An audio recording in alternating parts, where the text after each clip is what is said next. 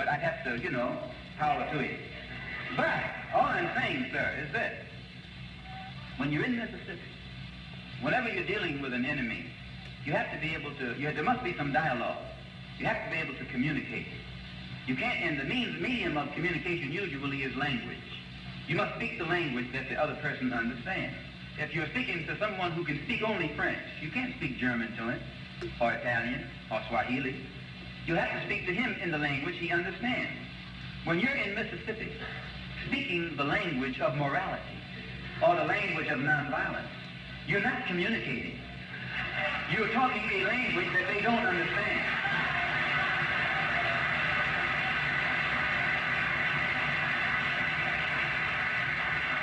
All I suggest is, and I don't suggest it as condemnation of Coco or Snake. I know too many of them. They're brave students, men, and all of that.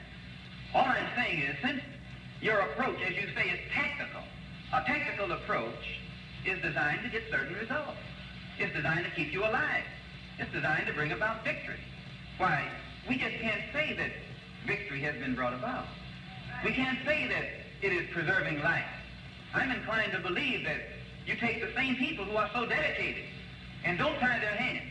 Tell them to be peaceful. Tell them obey the law. Tell them to be disciplined and all of that. But at the same time, tell them, while you are obeying the law and trying to help teach the people of Mississippi who are black how to register so that they too can obey the law. Anyone who steps up then and begins to try and keep you from this registration, they're breaking the law. They're lawbreakers. They're criminals. Why, then you have, what kind of language are you going to use? Love? You got the wrong language. They don't love themselves. They don't love each other. There's no love between them. So I'm not criticizing you or condemning you, but I am questioning your tactics. I'm questioning your tactics. Now, you know what? I think people who tell our people to be nonviolent are almost agents of the Ku Klux Klan.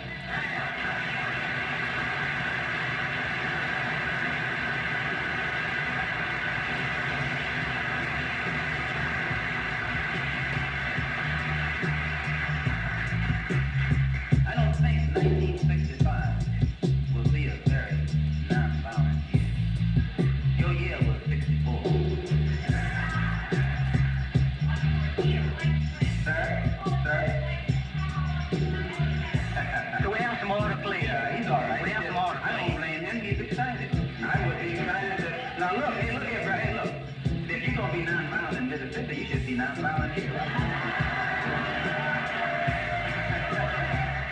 I'll tell you why.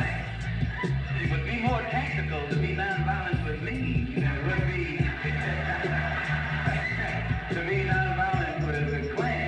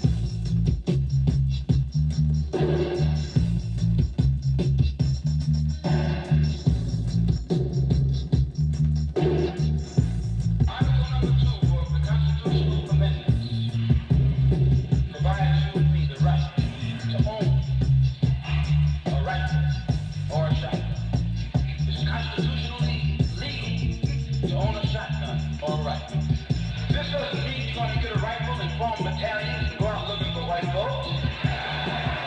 Although you be within your rights.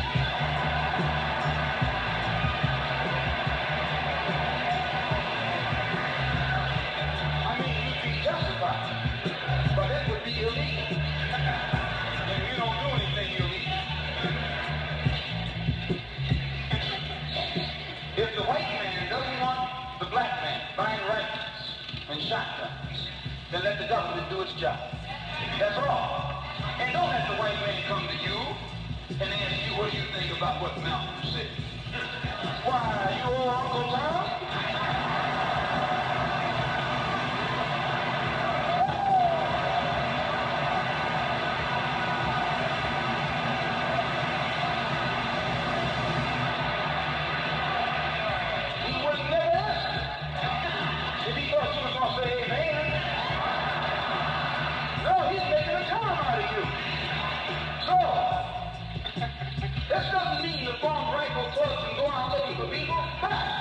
It is time in 1964, if you're a man, to let that man know. If he's not going to do his job in running the government and providing you and me with the protection that our taxes are supposed to be for. Since he spent how many billion for defense? Since he spent all that money for his defense budget, he certainly can't drag you and me spending $12 or $15 for a single shot of government.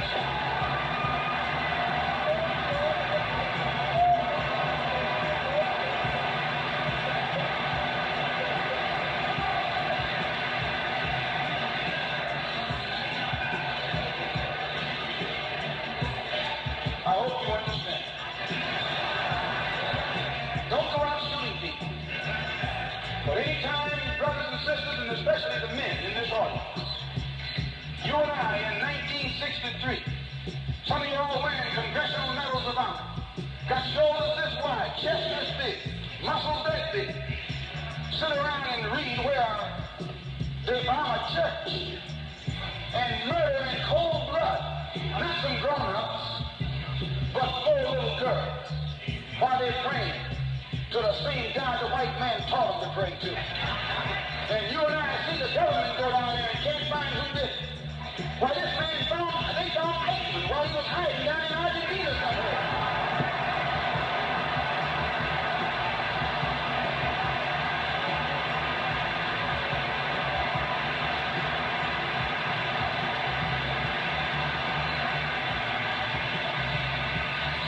Two or three soldiers, American soldiers, who are minding somebody else's business way over in South Vietnam, can get killed and he'll send battleships sticking his nose in their business.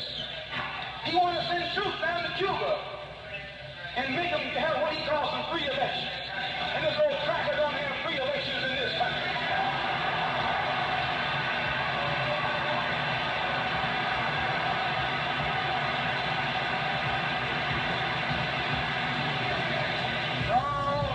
If you'll never see me another time in your life, if I die and I'm gone, I'll die saying one thing: the ballot or the book. The ballot or the book.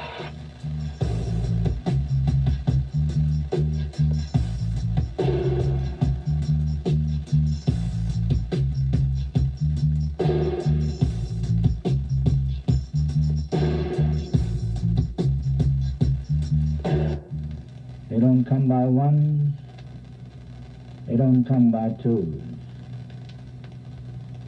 but they come by tens.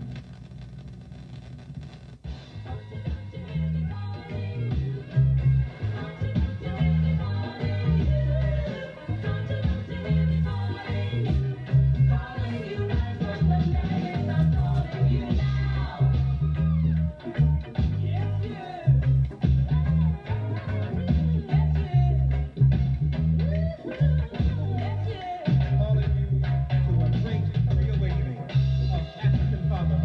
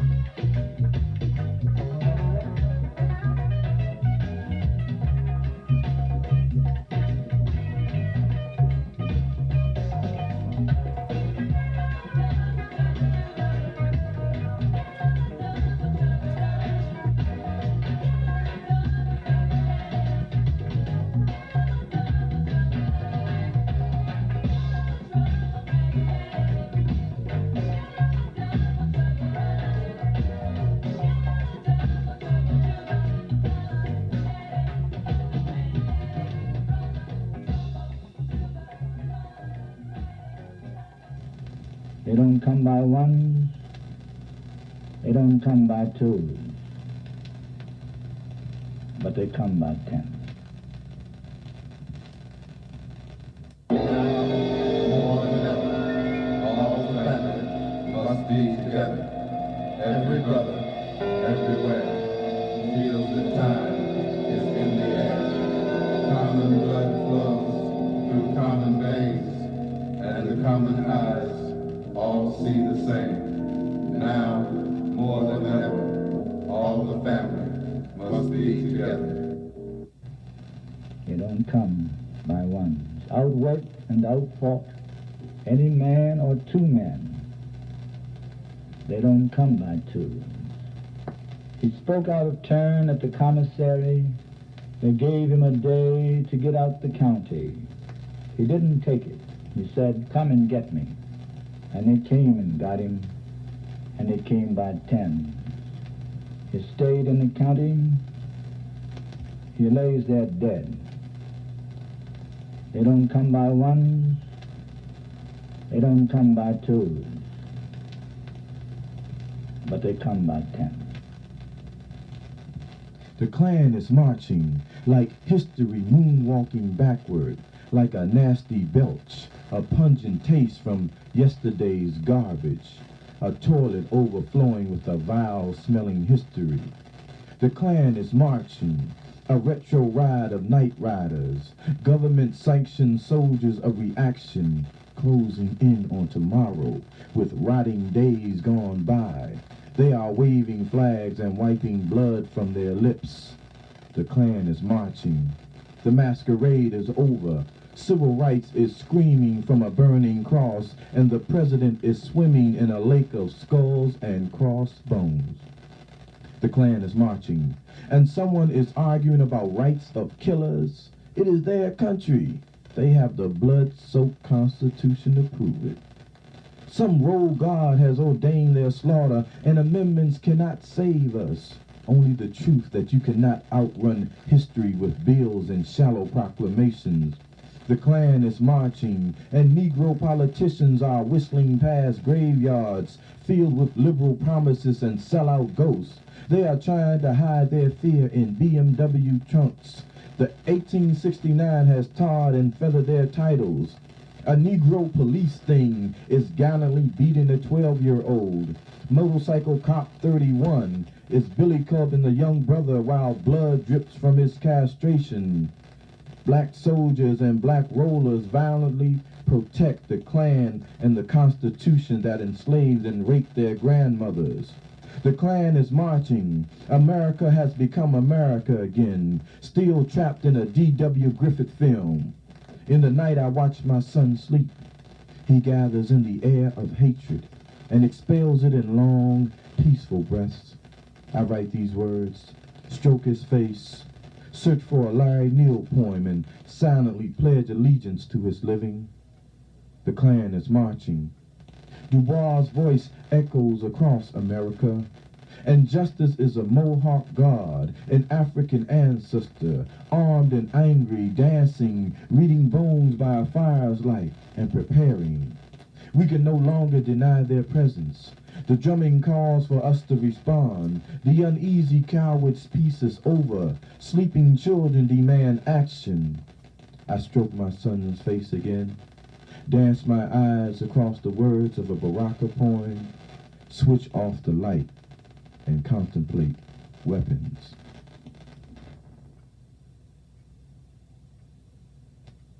Strong men keep coming on. They dragged you from homeland. They chained you in coffles. They huddled you spoon fashion in filthy hatches. They sold you to give a few gentlemen ease. They broke you in like oxen. They scourged you. They branded you. They made your women breeders. They swelled your numbers with bastards. They taught you the religion they disgraced. You sang, "Keep inching along like a po-inchworm." You sang, "By and by I'm gonna lay down this heavy load." You sang, "Walk together, children, don't you get weary."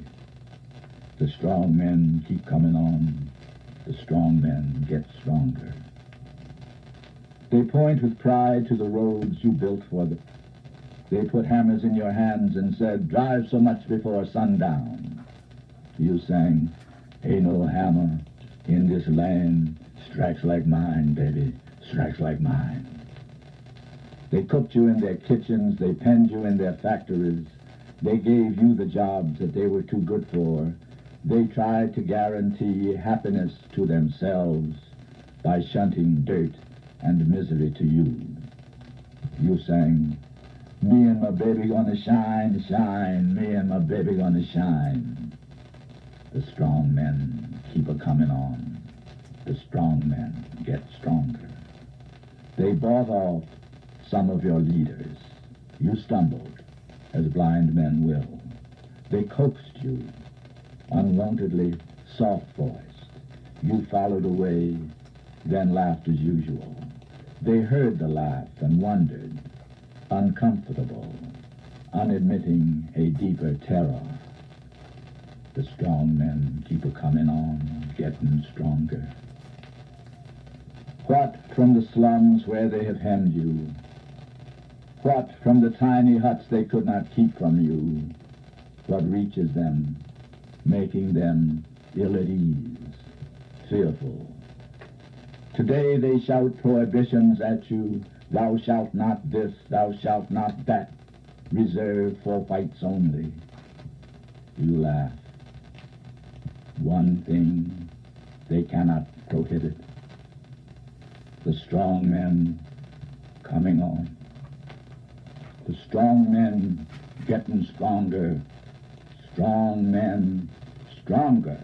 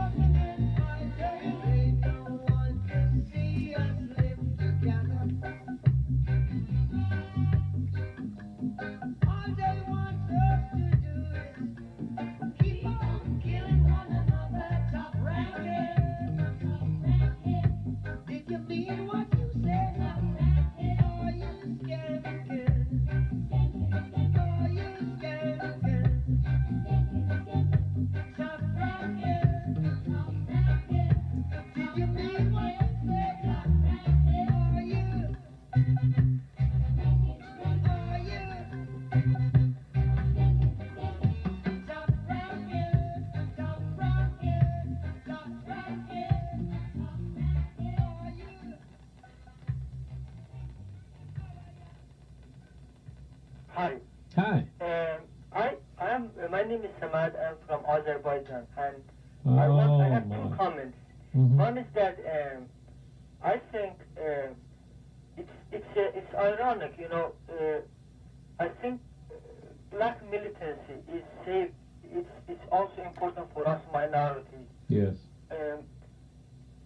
I think when I look at this society, the odds that are against black people are so tremendous that I never have experienced any people dealing with so many problems that black people deal here.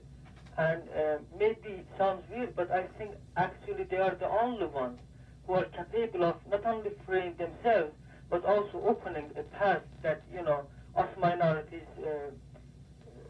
have a safe society too, you see. I'm so glad you called. Yes, but the sad part is that actually in the foreigners, I have a lot of contact with many different nationalities.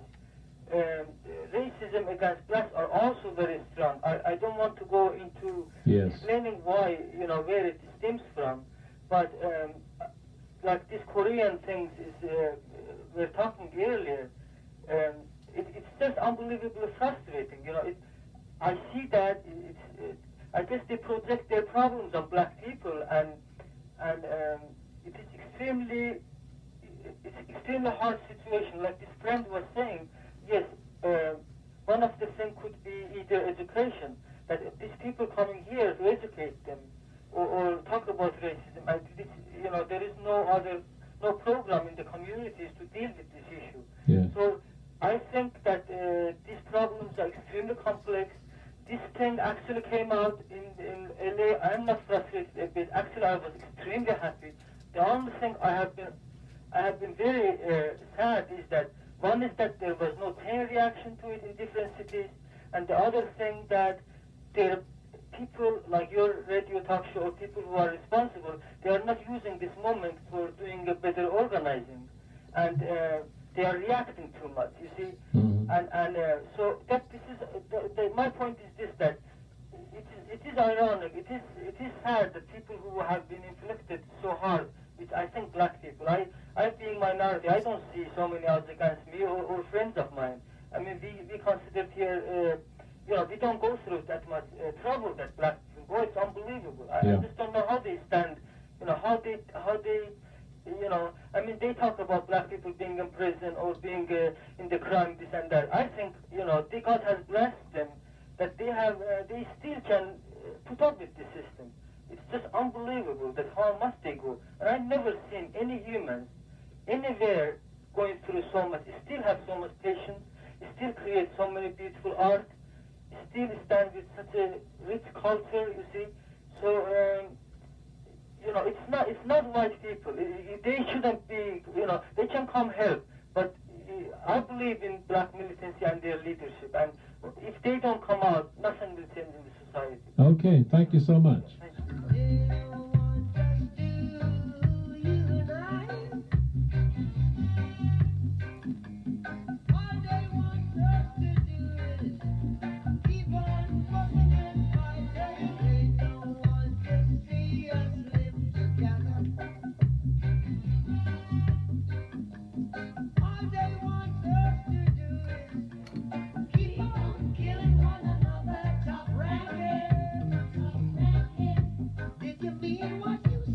One phone call. Okay, you're on WPFW. Thank you very much.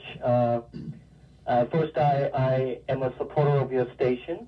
Excellent. And I'm a Korean. That's also excellent. Yeah, it's been painful to listen to this establishment media in the country after the King verdict. Yes. That the media has been keep perpetuating the divide and conquer, divide and control. Right. As if the fundamental issue is the Korean and black conflict, which is not the fundamental point. Right. First, I'd like to make a sincere apology as a Korean to the entire African American community throughout the country, because that I know where my Korean sisters and brothers coming from. As you know, when white America came to South Korea in 1945, since then the domination and control of the South Korean society, yes, we were taught to think and believe the blacks in general in the States are lazy, criminal, dirty, and all sorts of the negative images. That's what we have been taught. And you were taught that by government officials? I mean, that's how the system, the education in South Korea since 1945. Right. So there is a word in Korean, kamdungi, means in the Yuan language, nigger. So that many Koreans in this country back home call black people as kamdungi, which is nigger, instead of the black people. Yes. That's part of the neo-colonial system, but part of the government education,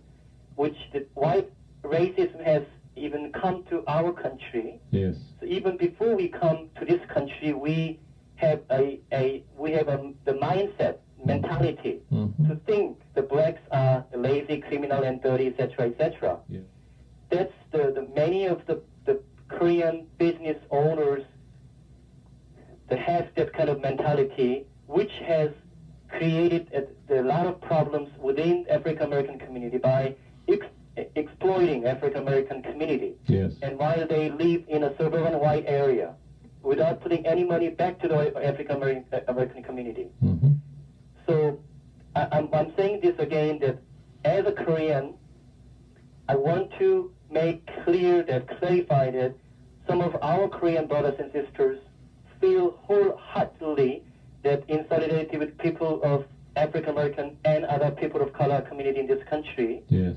And we need to know that the media and the government officials keep trying to depict this whole scene as a black and Korean racial conflict. Instead, the 400 years of white racism against all people of color. Yes. So I appreciate you are taking my call at the last minute. And the Korean has been a buffer class between white and black since 1970s and 80s. Right. So we must not fight each other. We must not hate each other, blacks and Koreans and the people of color. Instead, we should come together in solidarity to fight the structural, institutional racism in this country.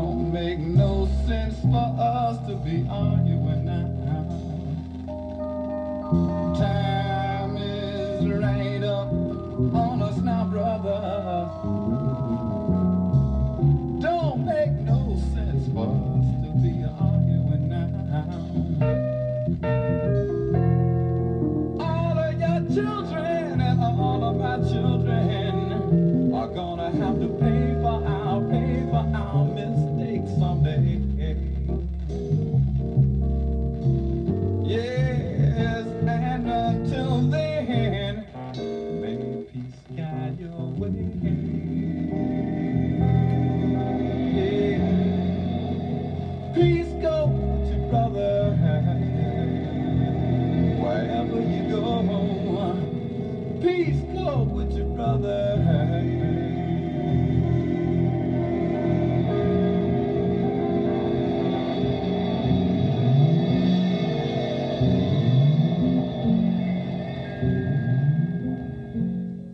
This is a truncated version of Theory on Extinction, or What Happened to the Dinosaurs, for my son Thomas and my nephew Harold. They got smushed by a gigantic meteor. They froze to death. They overate. They starved to death. They didn't wash their hands. They didn't brush their teeth. They got really bad report cards. They hung out late at night. They drank and drove. They put each other's eyes out. They believed in gods that did not look like them. They evolved, they assimilated, they integrated, they forgot their culture, they forgot their family. They were Abe Lincoln to death. They egoed themselves to death. They thought womanhood began in the bedroom. They thought manhood began in the bedroom. They were buried in their beds. They died waiting for John Brown, John Wayne, Jesus Christ, 40 acres and a mule. They gagged on the American flag. They asphyxiated on American history. They died fighting someone else's war. They used porcelana and faded to death. They wanted to be white. They wanted to be Arab. They wanted to be anything but dinosaurs. They defended the Ku Klux Klan. They were hunted in Howard Beach. They never read dinosaur history. They never read dinosaur literature. They stopped listening to dinosaur music. They didn't believe in dinosaur militancy. They were scared of revolution. They hated loud black poets. They were embarrassed by Amir Baraka, Public Enemy, the Blues. They were embarrassed by their cousins from Alabama. They thought skeezing was cool. They thought ho-hopping was hip. They didn't support their babies. They were simple-minded. They sold crack to other dinosaurs. They let their children play in the streets. They overdosed on Activator. They never sweated. They ate too much sugar-coated cereal. They admired Nancy Reagan, Barbara Bush, Princess Di, and any white chick on a soap opera. They never shouted in church. They were miseducated. They pissed off the great dinosaur gods. They were non-violent. They got their ass whooped a lot. They wanted to be like the people who despised them. They stopped hugging their children. They were, when they were here, a strange species. They are long gone, son, but you can see them at the Smithsonian. Just ask for the great Negrosaurus Rex.